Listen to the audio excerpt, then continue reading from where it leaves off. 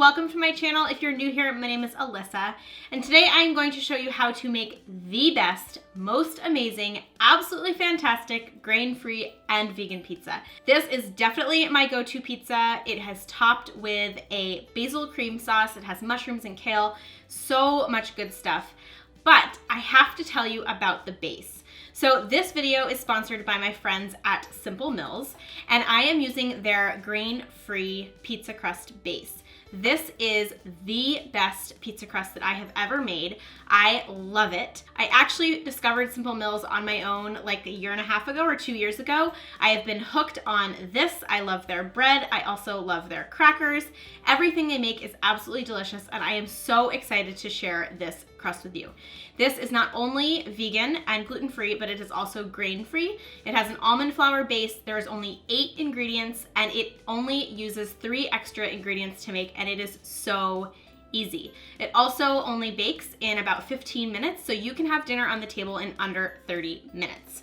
So let's talk about this pizza. This pizza has a homemade tomato sauce, which is on the blog if you are interested in checking that out. We're also topping it with some kale, caramelized onions, sliced mushrooms, and we're finishing everything off with a basil cream sauce. This is a decadent gourmet pizza that you can make at home in under 30 minutes, and it tastes so good. You guys are gonna love it.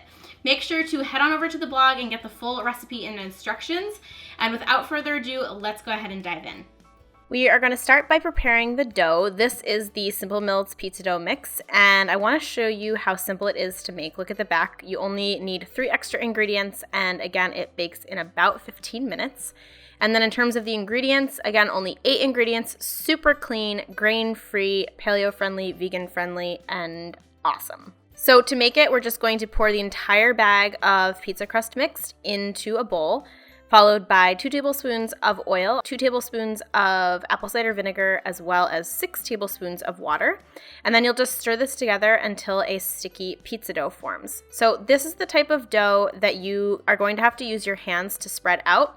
So I like to use a parchment-lined baking sheet, and then I use wet hands to press it down as thin as I can. I find that this crust really puffs up as it bakes, so I like to make it as thin as I possibly can. So I'm just spreading it out with, again, my wet fingers until it reaches all corners of this round pan. And then we are going to bake this in the oven for about 10 minutes, and while that's baking, we'll move on to our caramelized onions. So our caramelized onions are just sauteed in a little bit of olive oil. It's about 2 tablespoons of oil and then 1 red onion that I thinly sliced.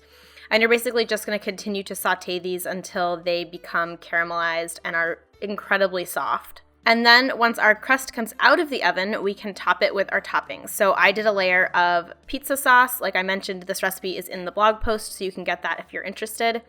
And then I also did a layer of finely chopped kale. I like adding greens onto my pizza, so finely chopping the kale is a great way to sneak in some greens, and it makes it a lot easier to eat than just adding on spinach.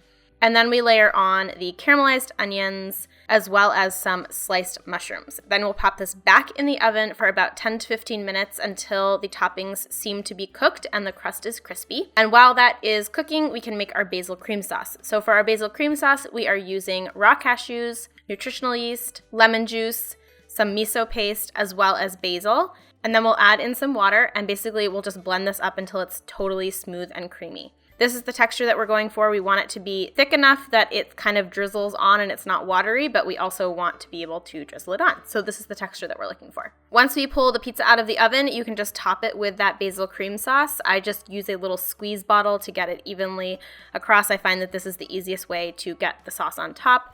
But you could also do dollops if you don't have one of these bottles. And then I sprinkled mine with a little bit of nutritional yeast and then just sliced it up and served it right away. It was so good. You can reheat this pizza in a toaster oven or an oven. You can also freeze it, and you can also keep it in the fridge for a couple of days. And I swear this is by far the best pizza I have ever made. And there you have it, my friends. I hope you enjoyed today's video. I want to thank Simple Mills again for joining us in today's video. I cannot say enough good things about this brand. I love their products. I fully stand behind them and believe in them. And I definitely recommend you guys search for them in your local area. If you try one single product, I recommend this pizza because it is so delicious. But I also love their crackers. And of course, like I mentioned, their bread is delicious. Their baking mixes are also awesome. You really can't go wrong. If you want to get the full instructions and ingredients for this recipe, make sure to head on over to the blog. I put the link for you in the description box below. And if you end up making your own recreation of this pizza, I would love to see your photo.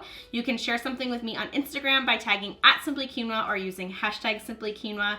And of course, if you haven't joined our community yet here on YouTube, I would love for you to join us. We are climbing up to 150,000 and I am so thrilled with this entire community. You guys are amazing. So tap that red subscribe button if you aren't subscribed already. And other than that, I will see you on Friday with a brand new video. Bye guys!